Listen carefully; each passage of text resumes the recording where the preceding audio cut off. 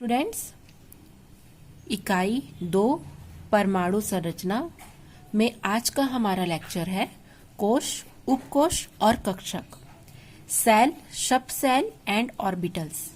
ठीक है। आज के वीडियो के बाद हम जो कल नया टॉपिक स्टार्ट करेंगे क्वांटम नंबर। क्वांटम नंबर एक इम्पॉर्टेंट टॉपिक है और एग्जाम में भी क्वेश्चन पूछे जाते हैं।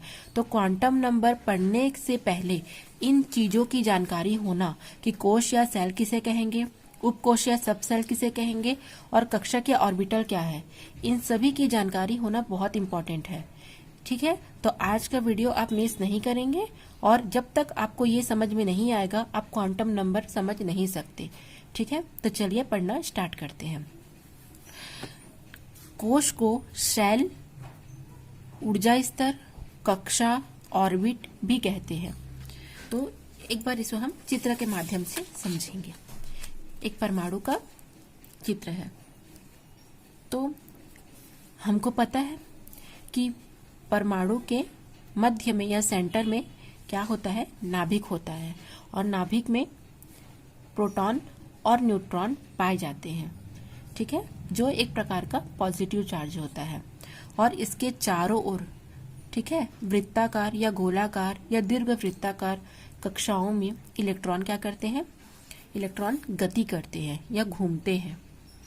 तो आप देख रहे हैं नाभिक के चारों ओर, ठीक है, नाभिक के चारों ओर का वह क्षेत्र जहां इलेक्ट्रॉन क्या करते हैं, चक्कर लगाते हैं या घूमते हैं, उन्हें हम कोश, सेल या कक्षा कहते हैं।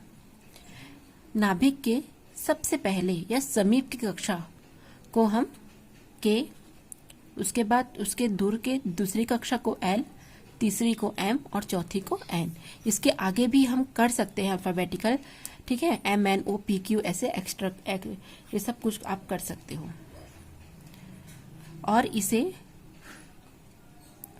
मुख्य ऊर्जा स्तर भी कहते हैं या मुख्य क्वांटम नंबर भी कहते हैं और इसे एन से प्रदर्शित किया जाता है। ठीक है। एक बार और रिपीट करते हैं कि नाभिक के चारों ओर का वह वृत्ताकार पथ जिस पर इलेक्ट्रॉन घूमते हैं, इन्हें हम कोश या कक्षा कहते हैं। ठीक है। और ये इलेक्ट्रॉन के एक ही तल में गति को प्रदर्शित करता है। ठीक है। इलेक्ट्रॉन में एक ही तल में जो गति होता है उसे ये प्रदर्शित करता है और इसे हम एन से प्रदर्शित करते हैं। तो परिभाषा हो जाएगी, नाभिक के चारों ओर का वह वृत्ताकार पथ जहां इलेक्ट्रॉन घूमते हैं कोश कहलाते हैं। यह वृत्ताकार, दीर्घ वृत्ताकार, गोलाकार आकृति का हो सकता है। इसे मुख्य ऊर्जा स्तर या मुख्य क्वांटम संख्या भी कहते हैं। अब यहाँ पर एक शब्द आया है क्वांटम संख्या। तो क्वांटम संख्या मैं कल की वीडियो में आपको बताऊंगी। तो उसमें आपको ये जानना जरूरी है कि मुख्य क्वांटम संख्या क्या है। तो जो कोश होता है या जो ऊर्जा स्तर होता है जिसे हम कक्षा भी कहते हैं, ठीक है, उनका जो नाभिक के जो समीप की जो क्या होती है, वह समीप की कक्षा जिसमें इलेक्ट्रॉन क्या करता है, घूमता है, उसे ही हम क्या कहेंगे, मुख्य क्वांटम संख्या। और इसे एन से प्रदर्शित करते हैं। किसी कक्षा में अधिकतम इलेक्ट्रॉनों की संख्या 2n² होती है।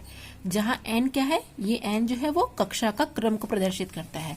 पहली कक्षा के लिए n = 1 के लिए क्या हो जाएगा, इस सूत्र में मान रखेंगे तो 2 × 1 का स्क्वायर = 2।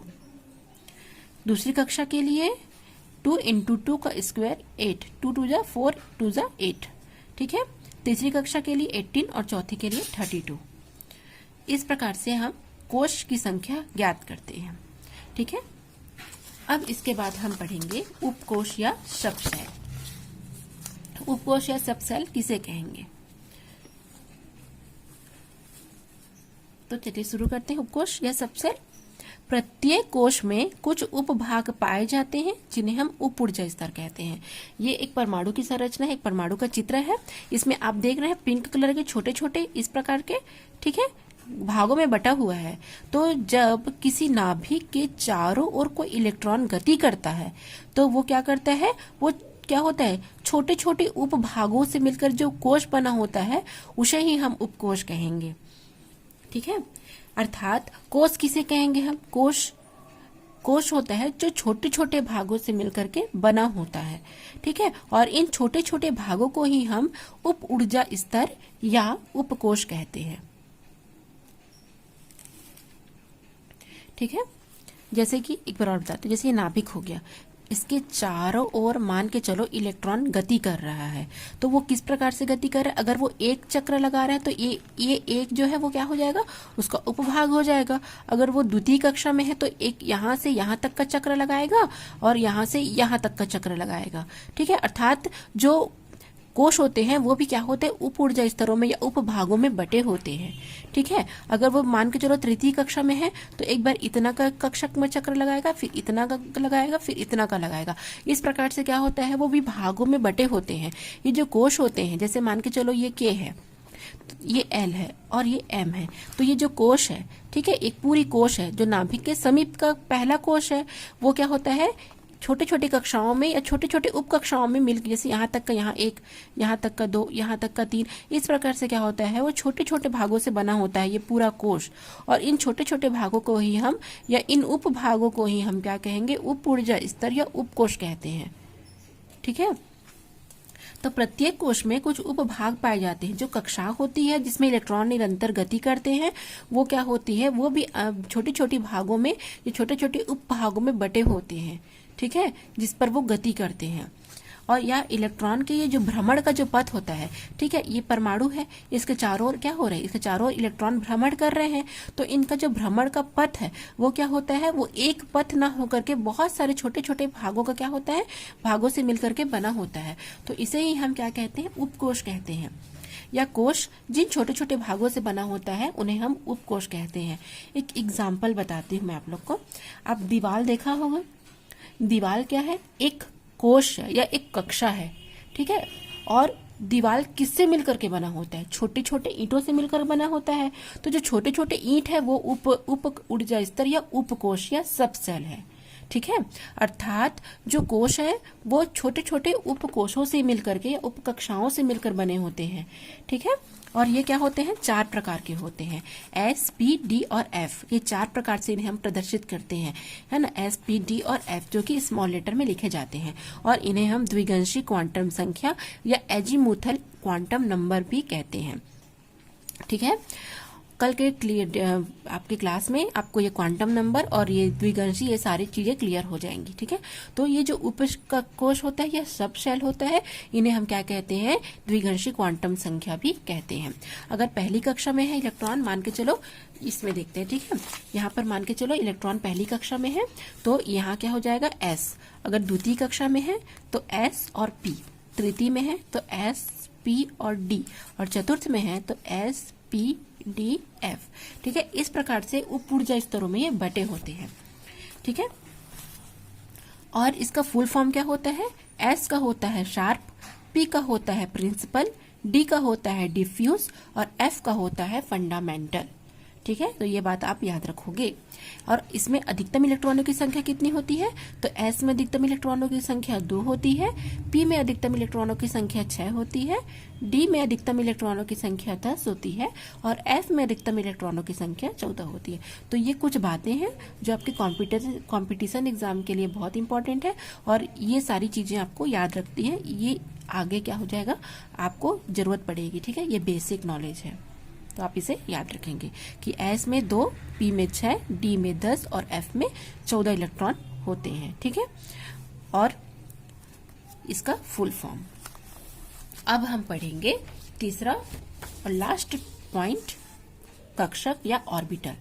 तो नाभिक के चारों ओर का वह त्रिविमीय क्षेत्र जहां इलेक्ट्रॉन के पाए जाने की संभावना या पाए जाने की प्रायिकता अधिक होती है, ठीक है। जहां पर क्या होता है? नाभिक के चारों ओर का वह 3D फील्ड होता है एक प्रकार का, जहां सबसे ज्यादा इलेक्ट्रॉन पाए जाने की क्या होती है? पॉसिबिलिटी होती है, उसे हम कक्षक कहते हैं। और कक्षक का आकार भिन्न भिन्न प्रकार का होता है और इसमें केवल 2 ही इलेक्ट्रॉन होते हैं। तो इसे अगर हम समझेंगे इस चित्र से, तो मान के चलो ये एक कक्षा है ना, और इस कक्षा में बहुत सारे छोटे छोटे उपभाग हैं, उपखंड है। तो यहाँ पर कोई जगह ऐसा होगा जहां पर इलेक्ट्रॉन के पाए जाने की संभावना अधिक होगी, ठीक है। मान के चलिए ये एक कक्षा है, ठीक है, या कोश है और ये बहुत छोटे छोटे उपकोषों से मिल करके बना हुआ है। तो ये इन उपकोषों में भी एक स्थान या एक जगह ऐसा होगा जहां पर इलेक्ट्रॉन के पाए जाने की संभावना सर्वाधिक होगी, तो वही त्रिविमीय क्षेत्र। ठीक है, नाभिक के चारों, ये नाभिक है, तो नाभिक के चारों ओर का वह त्रिविमीय क्षेत्र जहां पर इलेक्ट्रॉन के पाए जाने की, अर्थात उपकोष में भी इलेक्ट्रॉन भ्रमण कर रहा है, तो इलेक्ट्रॉन के पाए जाने की जो संभावना है, जो प्रायिकता, जो पॉसिबिलिटी है, वो अधिकतम होगी। उस अधिकतम जगह को हम कक्षक कहते हैं। ठीक है, क्या कहेंगे? इलेक्ट्रॉन के पाए जाने की संभावना को ही हम कक्षक कहते हैं। और इसे हम इसके हम एन स्क्वायर से भी डिनोट करते हैं। ठीक है, एन स्क्वायर से डिनोट करते हैं और एकदम 2 इलेक्ट्रॉन इसमें हो सकते हैं। तो अब हम लोग एक एग्जांपल देख लेते हैं भाई। तो एग्जांपल स्टार्ट करते हैं। ठीक है, यहाँ पर कोष लिया गया है, सेल, यहाँ पर उसकी जो एन से उसको डिनोट करते हैं उसकी संख्या, यहाँ पर सब सेल की संख्या या उपकोष की संख्या, यहाँ पर उपकोष का सिंबल, यहाँ पर अधिकतम इलेक्ट्रॉनों की संख्या जो कि 2n² होती है, और कक्षक की संख्या जो कि n² होती है। ठीक है, तो चलिए इसे स्टार्ट करते हैं। कोष कितने प्रकार के होते हैं? जो नाभिक से सबसे पास वाला उसको K, उससे थोड़ी सी दूरी पर L, फिर M, फिर N। ठीक है, N इस प्रकार से होता है। तो n की संख्या अगर हम उसको लें, n से प्रदर्शित करते हैं, मुख्य क्वांटम संख्या भी बोलते हैं, मुख्य ऊर्जा स्तर भी बोलते हैं, तो 1 2 3 4। ठीक है, उपकोष की संख्या, सब सेल की संख्या कैसे ज्ञात करेंगे? सब सेल की संख्या भी वही होगी, अर्थात अगर वो प्रथम, ठीक है, ये फिर से मैं आपको ये परमाणु बना रही हूँ, नाभिक के चारों ओर का क्षेत्र जहां इलेक्ट्रॉन पाएगा। तो अगर ये n है, ठीक है, n = 1 है, तो उपकोष भी एक होंगे, वो होगा s। अगर दूसरा कक्षक है तो n = 2 होगा, तो 2 ही होंगी, S और P। तो इसलिए 1 2 3 4 इसीलिए लिखा गया है। अब इसका सिंबल जैसे पहली कक्षा में है तो उसको 1 से करेंगे, क्योंकि 1 है, 1 को उपकोष में है तो उसे 1s कहेंगे, 2 पर है तो 2s और 2p। ठीक है, फिर 3 हो जाएगा।